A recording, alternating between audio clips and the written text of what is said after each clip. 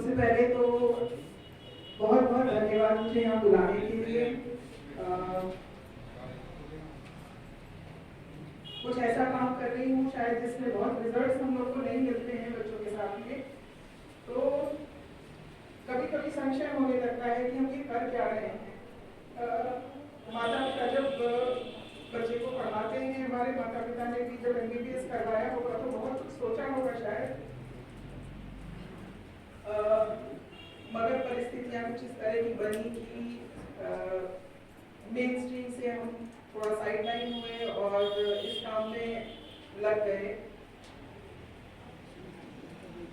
अपने काम पर अपने ऊपर शक होता है किसी किसी समय कि पता नहीं हम जीवन में क्या कर रहे हैं, हमारे साथ के लोग कहाँ कहाँ स्थापित हैं और हम क्या कर रहे हैं। मगर इस तरह का जो आयोजन होता है या इस तरह के जो लोगों का प्यार मिलता है, लोगों का सम्मान मिलता है, तो लगता है कि नहीं, हमने शायद दुनिया की दौलत नहीं कमाई है, लेकिन वो दौलत कमाई है जो हमारे साथ ही आगे बढ़ है।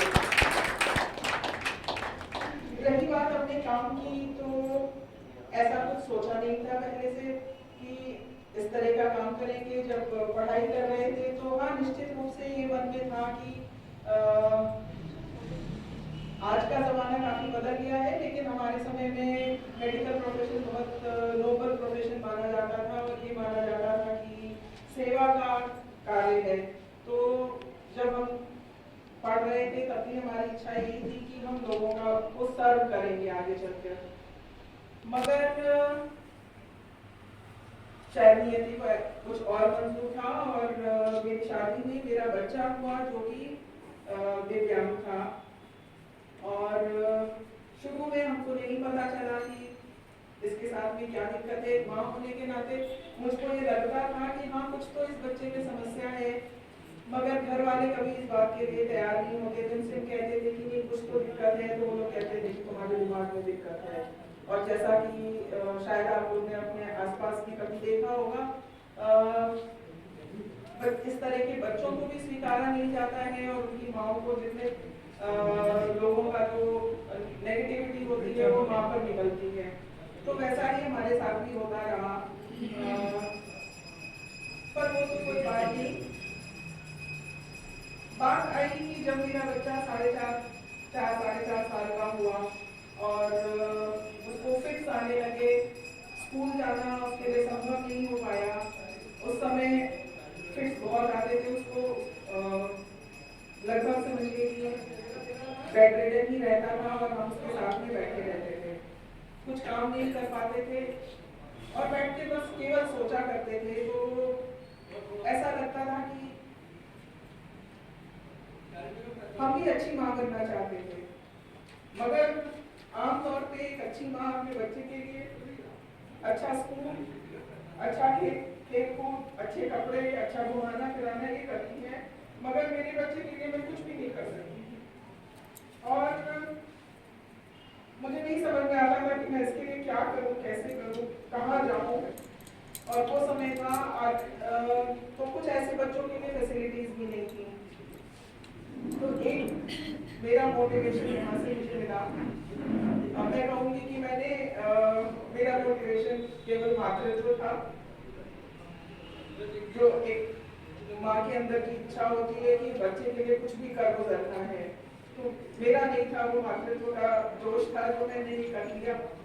दूसरा मोटिवेशन मेरा ये था कि बच्चे के लिए हम थेरेपीज ढूंढ रहे थे कि हम कहाँ पर कैसे इसका इलाज कराएं, क्या करें जहाँ से इसको कुछ फायदा हो जाए। कोई बताता था वहाँ चले जाइए, वहाँ पर स्पीच थेरेपी हो रही है, कोई बताता था फिजियोथेरेपी हो रही है। तो घूम के कभी इधर जा रहे हैं, कभी उधर जा रहे हैं। बहुत समय लगता था, बहुत टाइम लगता, बहुत एनर्जी लगती थी और बहुत पैसा भी लगता था। तो वहाँ से मेरा दूसरा मोटिवेशन हुआ कि हम जो समाज के सक्षम लोगों में से हैं, पढ़े लिखे और अच्छी क्लास को बिलोंग करते हैं, हम अगर अपने बच्चे के साथ में इतना स्ट्रगल कर रहे हैं तो एक आम आदमी कितना स्ट्रगल करता होगा। और तीसरा जो मोटिवेशन था मेरा वो ये था कि मेरे बच्चे के लिए क्या करना है, उसके लिए उचित क्या है, ये समझते समझते वो बच्चा मेरा 7.5 साल का हो गया। तो वहां पर भी मुझे ये समझ में आया कि जो हम लोग मेडिकली कहते हैं ब्रेन ग्रोथ का मैक्सिमम चांस होता है 5 साल की उम्र तक, और उसके बाद भी जितना भी चांस होता है 11-12 साल तक की उम्र में मैक्सिमम होता है। उसके बाद एक स्टेबिलिटी आ जाती है, बहुत ज़्यादा फिर हम ग्रोथ नहीं करा सकते हैं, और बच्चा हमारा 7.5-8 साल का वो ही क्या है। तो एक मेजर टाइम हमने लूज कर दिया है केवल ये ढूंढने में, जो कि हम डॉक्टर हैं और एक अच्छे बैकग्राउंड से आते हैं, तो आम आदमी क्या फेस करता होगा। तो ये 3 गोल्स लेकर के अपने बच्चे को अच्छा कुछ प्रोवाइड कर सके, लोगों को सहूलियत दे सके, एक छत के नीचे उनको सारे सुविधाएं मिले, उस कॉस्ट पर मिले जहाँ जो कि उनके लिए बहुत भारी ना पड़े, क्योंकि ये 2 दिन 10 दिन 2 महीने 4 महीने की बात नहीं है, जीवन पर्यंत चलती है ये चीजें।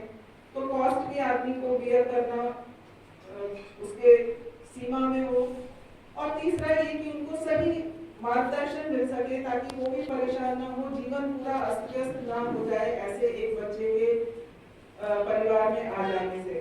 तो ये गोल्स लेकर चल रहे हैं। बहुत से बच्चे, कई बच्चे आए और गए, 18 साल हो गए हैं मुझे काम करते हुए इस फील्ड में।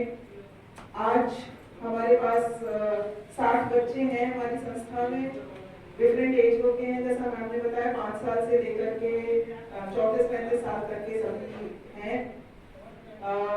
कुछ बच्चे जो हमारे पास बहुत समय से हैं, जो शुरू में कुछ भी नहीं कर पाते थे, आज उनको हमारे वोकेशनल यूनिट में हम ज्यादा कुछ नहीं कर पाएंगे, सामान की पैकिंग कर पाते हैं, उसको सील करना उनको पता है, स्टेपल करना पता है। माँ बाप के लिए उतना ही बहुत होता है।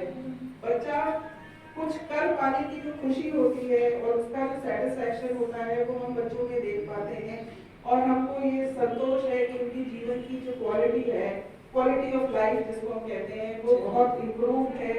और परिवारों में भी एक स्ट्रक्चर आ जाता है, जैसे अगर बच्चा घर में रहता है तो सारा दिन इधर उधर कर रहा है, ना सोने का समय है ना जगने का समय है, दिन भर केवल उसी के चारों तरफ चीजें घूमती रहती है। मगर अगर स्कूल में आ जाता है तो घर वालों को भी एक रिस्पेक्ट मिलती है, बच्चे का भी स्ट्रक्चर होता है लाइफ का, तो जीवन काफी आसान हो जाता है। तो ये मेरा संतोष है कि हाँ, हम कम से कम 60 परिवारों के जीवन में कुछ पॉजिटिव कंट्रीब्यूट कर रहे हैं।